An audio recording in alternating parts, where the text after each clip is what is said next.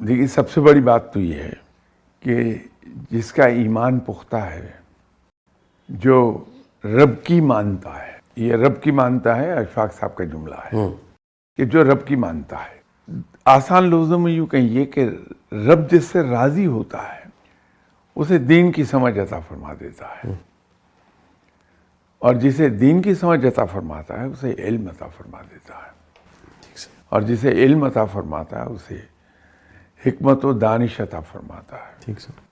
اب جس آدمی کے پاس ایمان ہے وہ تو رب کی مانے گا، اور جو آدمی رب کی مانے گا وہ رب کے قریب چلا جائے گا، رب اس سے خوش ہو جائے گا ٹھیک ہے سر۔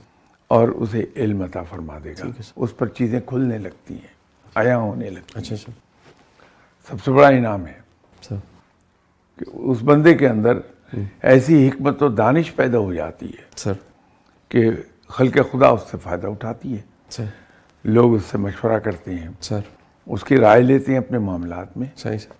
حدیث کے مطابق تم میں سے سب میں بہترین انسان وہ ہے صحیح۔